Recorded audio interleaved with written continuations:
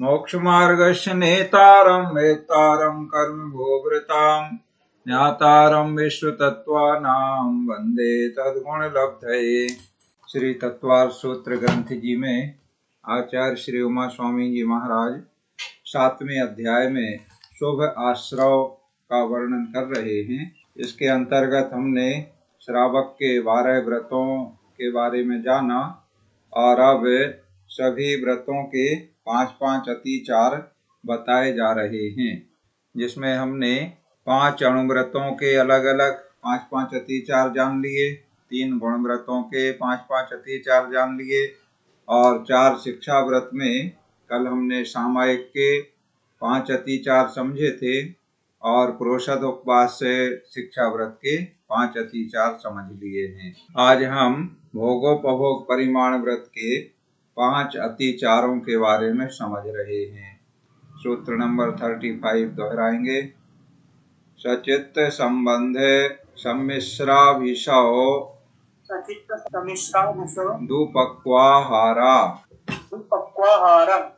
अर्थात सचित्त आहार। सचेतन पुष्प पत्र फल वगैरह जो होते हैं ये सचित्त कहलाते हैं।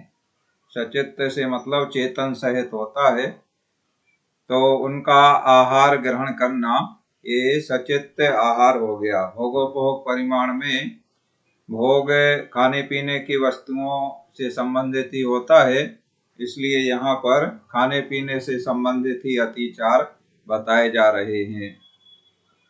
तो सचित्त आहार करना। दूसरा है संबंध, माने सचित्त से मिला हुआ आहार करना, सचित्त संबंध। और तीसरा है सचित्त सम्मिश्र, अर्थात सचित्त से मिला हुआ जो आहार है, सचित्त भी है अचित्त भी है, ऐसी मिली हुई जो पदार्थ हैं उनका भोजन करना। और चौथा है अभिशव आहार। अभिशव से मतलब होता है जो गरिष्ठ भोजन होता है, जिससे अहंकार आदि उत्पन्न होता है। ऐसा इंद्रियों को मद करने वाली वस्तुएं गरिष्ठ होती हैं, उनका भोजन करना अभिशव आहार कहलाता है। और 5वां अतिचार है दुष्पक्वाहार, जो अच्छे तरीके से पकाया हुआ नहीं हो, ऐसा या तो कच्चा भोजन हो या बहुत ज्यादा जल गया हो, ऐसा भोजन करना ये भी भोगोपभोग परिमाण व्रत के अतिचार के अंतर्गत आता है। इस तरह भोग उपभोग परिमाण व्रत के 5 अतिचार बताए गए हैं। ऐसे आहार करने से या तो जीवों का घात होता है या शरीर अस्वस्थ होता है, दोनों बातें होती हैं। जैसे कम पका है या बहुत पका है, या इंद्रियों को मद उत्पन्न करने वाला गरिष्ठ आहार है, अभिशव है, तो इससे बीमार होने की संभावना भी रहती है और परिणाम भी बिगड़ते हैं। और सचित्त से संबंधित 3 प्रकार का है। एक तो सचित्त का आहार करना, दूसरा सचित्त से मिला हुआ सचित्त संबंध, यानी सचित्त और अचित्त सचित्त पर रखा हुआ हो ऐसा, और सचित्त से मिला हुआ हो अचित्त सचित्त दोनों। तो इस प्रकार से इन तीनों प्रकार में सचित्त का संबंध होने से जीव घात होता है, इसलिए दोनों प्रकार से जीव घात भी ना हो और शरीर अस्वस्थ भी ना हो, इसको ध्यान में रखते हुए इन अतिचारों को हमें त्यागना चाहिए या इन अतिचारों से हमें दोषों से बचना चाहिए। और भोगोपभोग परिमाण व्रत के अतिचार के बाद अब शिक्षा व्रत में अंतिम है अतिथि संविभाग व्रत। अतिथि संविभाग में क्या होता है? मुनि को भोजन दे फिर निज करे आहारे, अर्थात उत्तम मध्यम या जघन्य पात्रों को आहार दे करके फिर स्वयं आहार करना। तो यहाँ अतिथि संविभाग में आहार देने से संबंधित नियम होता है, व्रत होता है, इसलिए देने में किस प्रकार के अतिचार लगते हैं ये यहाँ पर 5 अतिचार बताए जा रहे हैं। सूत्र नंबर 36 दोहराएंगे। सचित्त निक्षेपापिधान सचित्त निक्षेपापिधान परव्यपदेश परव्यपदेश मात्सर्य मात्सर्य कालातिक्रमाः कालातिक्रमाः सचित्त निक्षेप, निक्षेप माने होता है रखना, तो सचित्त के ऊपर रख कर आहार देना। आहार देने की बात है, तो किस प्रकार से हम आहार दे रहे हैं, तो सचित्त क्या होता है, हरे पत्ते वगैरह होते हैं, ये सचित्त होते हैं। तो ऐसे पत्ते वगैरह पे रख करके आहार देना। आजकल शहरों में या घरों में तो इस प्रकार का नहीं होता है, लेकिन पूर्व में इस प्रकार की व्यवस्था थी। घरों में भी पत्तल वगैरह पत्तों का उपयोग होता था, और जैसे वन में आहार वगैरह कराते हैं तो वहां पर पत्ते वगैरह ढक देते हैं या पत्ते पर रख करके भोजन कोई लोग करते हैं। तो सचित्त निक्षेप मतलब पत्ते वगैरह पर रखकर आहार देना। और दूसरा है सचित्त अपिधान। अपिधान का मतलब होता है ढकना। तो जैसे आहार का सामग्री रखी है गिलास में या लोटे कटोरी वगैरह में, और उसके ऊपर ढक दिया, कुछ ढक्कन नहीं है दूसरा, तो पत्ते वगैरह ऐसे ढक दिए, तो ऐसा जो आहार है यह दोष का कारण है। तीसरा है परव्यपदेश, स्वयं दान ना देकर दूसरे से दिलवाना, या दूसरे प्रकार से कहें तो अपना द्रव्य नहीं देना, दूसरे का द्रव्य है उसे स्वयं दे देना। मतलब दोनों बातें परव्यपदेश में आएंगी। पहली बात तो ये आएगी कि अपना द्रव्य नहीं है, किसी दूसरे का द्रव्य है, उसे हम दे रहे हैं। और दूसरी बात ये आएगी कि द्रव्य तो अपना है लेकिन हम स्वयं नहीं दे रहे हैं, कोई दूसरे से दिला रहे हैं, तो इसे परव्यपदेश नाम का अतिचार कहेंगे। चौथा है मात्सर्य। मात्सर्य कहलाता ईर्ष्या करना। तो कोई दूसरा भी आहार दे रहा है, हम भी आहार दे रहे हैं, तो दूसरे आहार देने वाले से हम ईर्ष्या करें, अरे तुमने इतना दे लिया, हम तो दे ही नहीं पा रहे हैं, तुम देते रहोगे क्या, हमें तो देने ही नहीं दे रहे हो, ये क्या हो गया, ईर्ष्या हो गया। और आदर पूर्वक नहीं देना, तो इस प्रकार का देने में जो मात्सर्य भाव आता है वह है चौथा अतिचार कहलाएगा। और पांचवा अतिचार है कालातिक्रम। काल का अतिक्रम, काल माने समय, समय का अतिक्रम माने जो निश्चित समय है उस समय पर नहीं दे करके उसके बाद अयोग्य काल में आहार भोजन आदि देना या करना। इस प्रकार से जो मुनियों के आहार का समय है वो प्रायः निश्चित रहता है, तो उस समय नहीं दे करके अन्य काल में आहार दें, तो यह पांचवा अतिचार कहलाएगा। इस प्रकार अतिथि संविभाग व्रत के 5 अतिचारों का वर्णन किया गया। इस प्रकार श्रावक के 12 व्रतों का, सभी व्रतों के 5-5 अतिचारों का वर्णन यहाँ पूर्ण हो गया। और अब अंत में जैसे प्रारंभ में सम्यक दर्शन के 5 अतिचार बताए गए थे, ऐसे ही 12 व्रतों के अंत में देखो, प्रारंभ में सम्यक दर्शन जो मूल है, जड़ के समान है, और अंत में समाधि मरण। जिसने जीवन भर 12 व्रतों का पालन किया है और आयु का अंत समय आ गया है, तो ऐसे समय में उसे संलेखना, समाधि मरण करना चाहिए। ये पहले बताया गया है, मारणांतिकीम संलेखनाम जोशिता। कैसे करना चाहिए, हर्ष पूर्वक करना चाहिए, प्रसन्नता पूर्वक। मरण का समय आ गया है, मेरा अंत्यकाल आ गया है, अब मैं अपने शरीर को, कषायों को कृश करते हुए और अपने शरीर को छोड़ूंगा, ऐसे भाव से, और धर्म मेरा नहीं छूटे, इस प्रकार अत्यंत हर्षित होता हुआ, क्योंकि शरीर तो एक दिन छूटना है, छूटेगा ही, लेकिन धर्म मेरा मेरे साथ बना रहे, प्रभाव में भी साथ जाता है, ऐसे इसलिए उसे हर्ष होता है कि मेरा धर्म मेरे साथ बना रहे। शरीर छूटना है वो तो छूटने वाला ही है, सो चाहे कल छूटे चाहे आज छूटे, मुझे इसकी कोई चिंता नहीं है। ऐसे परिणामों के साथ में अत्यंत हर्ष पूर्वक संलेखना समाधि मरण किया जाता है। तो संलेखना के समय क्या क्या अतिचार होते हैं, सूत्र नंबर 37 दोहराएंगे।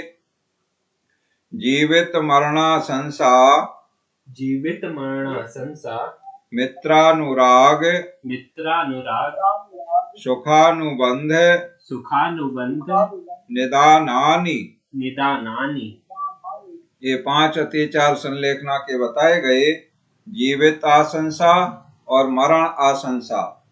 जीवित आशंसा का मतलब देखो, संलेखना तो धारण कर लिया है, नियम तो ले लिया है, लेकिन अब संलेखना करके और जीवित रहें तो अच्छा है, ऐसे जीवित रहने की इच्छा करना, ये पहला अतिचार है। और दूसरा है मरणाशंसा, अर्थात अरे बहुत कष्ट हो रहा है, ये बीमारी से परेशान है, बहुत तकलीफ हो रही है, ऐसे कष्टों से घबरा करके या बहुत भूख प्यास की वेदना हो रही है तो जल्दी मौत आ जाए तो अच्छा है, ऐसे जल्दी मरने की इच्छा करना, तो ये दूसरा अतिचार हो जाएगा। संलेखना समाधि मरण में क्या बोलते हैं भावना में? जीने की ना हो इच्छा, मरने की ना हो वांछा, इस प्रकार का भाव हो तो अच्छा है। और अगर जीवित रहने की इच्छा या मरने की इच्छा कर रहा है तो अतिचार कर रहा है। तीसरा है मित्रानुराग, अपने मित्रों का स्मरण करना। कैसे स्मरण करना? अरे देखो, पूर्व काल में हम इनके साथ में ऐसे ऐसे व्यवहार किए थे, या इनके साथ में हम बचपन में ऐसे ऐसे खेलते थे। इस तरह से अपने मित्रों का या परिवारजनों का, हमारे घर में परिवार में ऐसे ऐसे लोग थे, उन सब की इस तरह से स्मरण करे तो यह तीसरा अतिचार कहलाएगा, मित्रानुराग। और चौथा अतिचार है सुखानुबंध, अर्थात अपने पूर्व में भोगे हुए सुखों को याद करना। अरे मैं पहले जवानी में ऐसा ऐसा भोजन करता था, ऐसे ऐसे लड्डू खाता था, ऐसे ऐसा इतना आहार कर लेता था, और मेरे यहाँ तो सब सुलभ था। इस तरह से पूर्व के भोगे हुए सुखों को याद करना, और चौथा अतिचार हो गया। और पांचवा है निदान। निदान का मतलब होता है मुझे आगामी काल में या अगली पर्याय में ऐसे ऐसे भोगों की प्राप्ति हो, या मैं देव बन जाऊं, या विद्याधर बन जाऊं, या राजा वगैरह बन जाऊं, या अमीर घर में, अच्छे संपन्न घर में मेरा जन्म हो जाए। मैंने देखो इतने व्रतों का पालन किया है, समाधि मरण कर रहा हूं, तो इस तरह से आगामी काल के लिए वांछा करना, इसे निदान कहते हैं। ये पांचवा अतिचार है संलेखना का। इस तरह संलेखना समाधि मरण के काल में ये 5 अतिचारों को टालना चाहिए, अर्थात ये अतिचार, ये दोष हैं, ये नहीं होना चाहिए। इस तरह संलेखना के 5 अतिचार बताने के साथ अतिचारों का वर्णन पूर्ण हो गया। इस 7वें अध्याय में कुल 70 अतिचार बताए गए हैं। अतिचार माने दोष, तो 70 कैसे हुए? 12 व्रतों के 5-5 अतिचार, सम्यक दर्शन के 5 अतिचार, और संलेखना के 5 अतिचार। इस तरह 70 अतिचारों का वर्णन पूरा हो गया। और अब अंत में 2 सूत्रों में दान के बारे में बता रहे हैं। दान किसे कहते हैं? देखो, दान दान सब लोग कहते हैं, लेकिन दान कहते किसे हैं? दान की परिभाषा क्या है, सही लक्षण क्या है, ये जानना बहुत जरूरी है। जब तक हम सही लक्षण, सही परिभाषा, अर्थ नहीं जानेंगे तो हम कैसे दान कर पाएंगे। इसलिए दान का लक्षण बताया जा रहा है। सूत्र नंबर 38 दोहराएंगे। अनुग्रहार्थम अनुग्रहार्थम स्वस्यातिसर्गो दानम। स्वस्यातिसर्गो दानम। अनुग्रहार्थम का मतलब होता है अनुग्रह के लिए, माने उपकार के लिए। स्वस्यातिसर्गो, अपने, स्वस्य अतिसर्ग, अपने, धन वगैरह जो भी वस्तुएं पदार्थ हैं, धन है, सामग्री है, उसको देना। सो दानम, इसे दान कहते हैं। तो दो बातें हैं इसमें, दान के लक्षण में दो बातें इसमें बताई गई हैं। पहली बात क्या है? अनुग्रहार्थम। अनुग्रहार्थम का मतलब अपने और सामने वाले यानी स्व और पर के उपकार के लिए। अपना भी उपकार होता है दान देने से, और जिसको हम दे रहे हैं उसका भी उपकार होता है। देने वाले का भी भला होता है और पाने वाले का भी भला होता है। और दूसरी विशेषता क्या है दान के लक्षण में? स्वस्याति सर्गो, माने अपने द्रव्य का देना। अपना द्रव्य होना चाहिए, दूसरे का अगर दे दिया तो वह दान के लक्षण पे पूरी तरह से घटित नहीं होगा। तो अपना द्रव्य दें और स्व पर उपकार की भावना से दें। होता ही है, अपना भी उपकार होता है और पाने वाले का भी उपकार होता है। देखो अपना उपकार कैसे होता है और पाने वाले का कैसे होता है। पाने वाला तो जो दान हम जिसे दे रहे हैं उससे उसका उपकार होता है। हमने अगर आहार दिया तो जो भूखा था उसने आहार किया, उसका पेट भरा, वो संतुष्ट हो गया, तो उसका उपकार हुआ एक। और किसी को हमने ज्ञान दिया तो ज्ञान पाया, उससे उसकी विवेक बुद्धि जागृत हुई, ज्ञानवान हुआ, तो उसका उपकार हुआ। इसी तरह से औषधि दी तो औषधि जिसने पाई उसकी बीमारी दूर हो गई, औषधि से ठीक हो गया, तो उसका कष्ट दर्द दूर हो गया, परेशानी दूर हो गई, उसका उपकार हो गया। और इसी तरह से अभय दान दिया तो किसी का भय या वसति का दान दिया तो किसी की सुरक्षा उसके माध्यम से सुनिश्चित हो गई। इस तरह से पाने वाले का उपकार हो गया। और देने वाले का उपकार कैसे हुआ? देखो यहाँ बड़ी विचारणीय बात है, चिंतन मनन करने की बात है कि हमने दिया तो हमारा तो चला गया, ज्ञान देने में तो मान लो नहीं गया, क्योंकि ज्ञान सरस्वती के भंडार की बड़ी अपूर्व बात। ज्यों खर्चे त्यों त्यों बढ़े, बिन खर्चे घट जात। ऐसा है ज्ञान का भंडार, जितना खर्च करो उतना बढ़ता जाता है। सरस्वती ज्ञान विद्या ऐसा विचित्र बात है, अपूर्व बात है।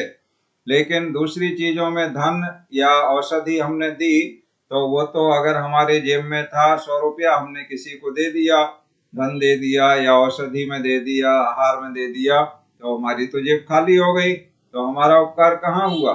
तो यहाँ हमारा उपकार कैसे हुआ ये समझने की बात है कि उस देने से दान दे मन हर्ष विशेष यह भव जस पर भव सुख देखई। दान देने से हमें अत्यंत हर्षित होकर के देना चाहिए, खुशी खुशी देना चाहिए। तो इससे क्या होता है? ये भव यश, माने इस पर्याय में लोक में यश की प्राप्ति होती है। अरे देखो कितना बड़ा दानी है, आहा अहो दान अहो दानम अहो महादाता, इस तरह से लोग प्रशंसा करते हैं। देवता भी आकर के प्रशंसा करते हैं दान देने वाले की। और परभव सुख देखे, परभव में माने अगली पर्याय में, जैसे अच्छी पर्याय में ही जाता है और वहां पर उसे सुख की प्राप्ति होती है। तो ये हमारा अपना उपकार हुआ देने से, उससे जो पुण्य बंध हुआ, यश मिला, परभव में सुख मिलेगा उस पुण्य से, ये तो दोनों का भला हुआ। ऐसे स्व पर उपकार के लिए अपने धन वगैरह का देना दान कहलाता है। और अब अंतिम सूत्र में दान के फल की विशेषता बता रहे हैं। क्या सबको एक सा फल मिलता है दान देने से? तो बोले नहीं, सबको एक सा नहीं मिलता है। दान के फल में अंतर आता है। कैसे आता है? 4 चीजों से आता है। ये 4 चीजें समझना बहुत जरूरी है, क्योंकि हम लोग सभी प्रायः दान देते हैं, लेकिन दान का अधिक फल या पूर्ण फल कैसे मिले, इसके लिए इन 4 बातों को जानना चाहिए। कौन कौन सी 4 बातें हैं? सूत्र नंबर 39 में आप देखेंगे, सूत्र दोहराएं। विधि द्रव्य विधि द्रव्य दात्री पात्र विशेषात् तद विशेषः। विशेषात् तद विशेषः। देखो 4 चीजें क्या क्या हैं? पहला है विधि, दूसरा है द्रव्य, तीसरा है दाता और चौथा है पात्र। इन 4 चीजों की विशेषता से दान में विशेषता होती है। देखो विधि क्या होती है दान की, पूर्व में वर्णन आया है, अन्य ग्रंथों में काफी विस्तार से वर्णन आया है।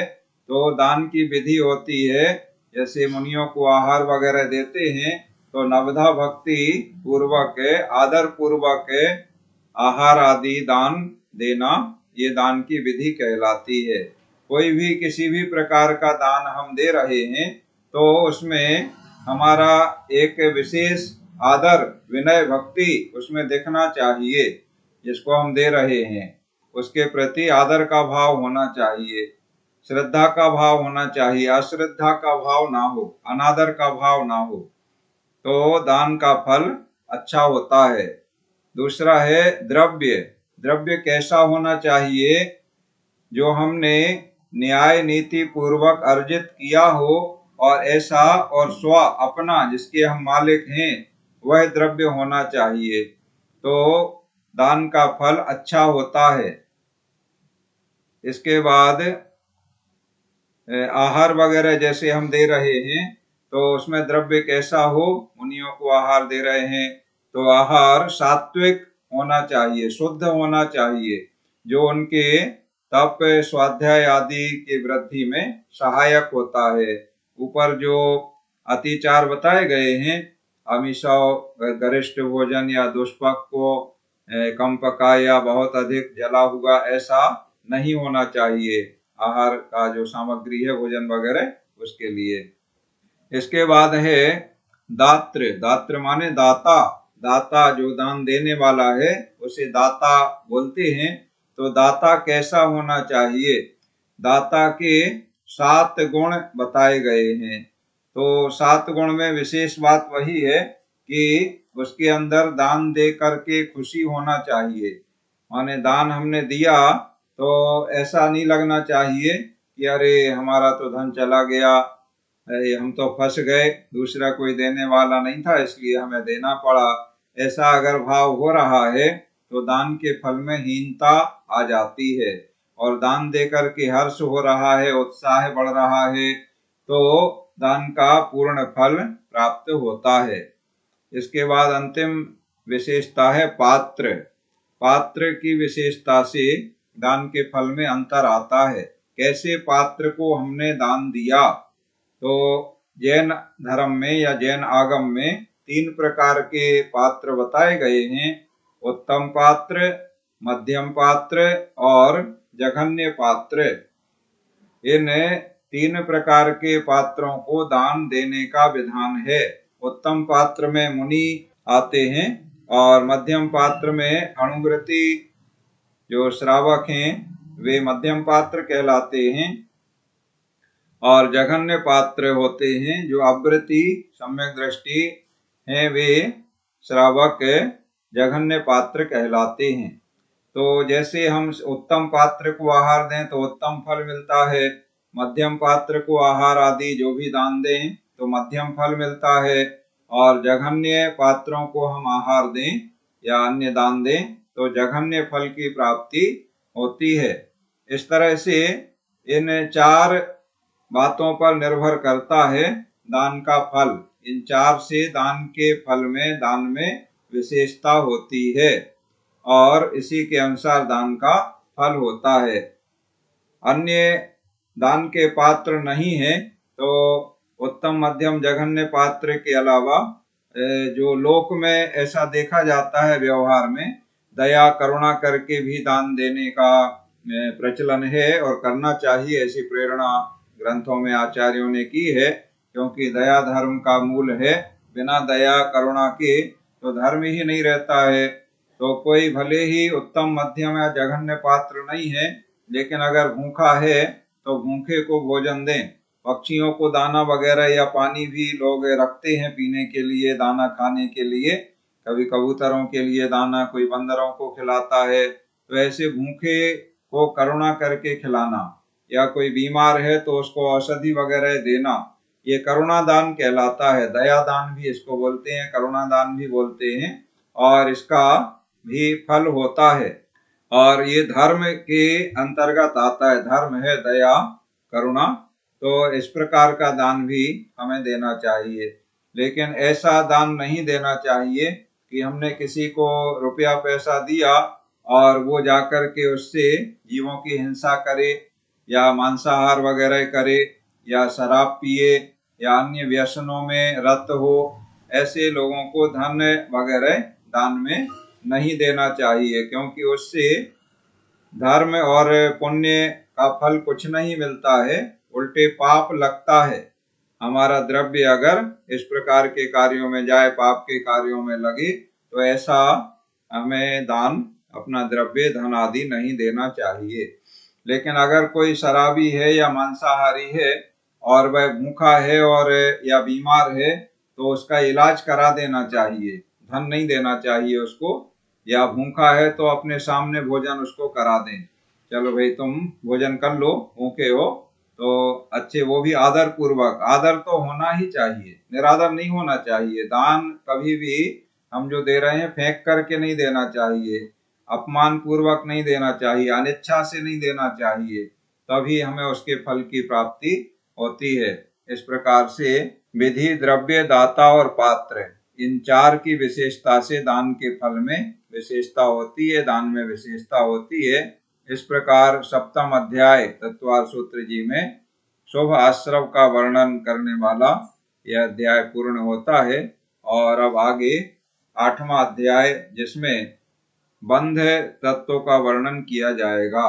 देखो, तत्वार सूत्र में 7 तत्वों का वर्णन है। तो जीव तत्व का वर्णन हो गया, अजीव का हो गया, आश्रव का हो गया। अब 8वें अध्याय में हम बंध तत्व का वर्णन समझेंगे। इस प्रकार आज की क्लास पढ़ाई का कार्य यहाँ पूर्ण होता है। और अब आप अपने प्रश्न, जिज्ञासा आदि समाधान कर लें।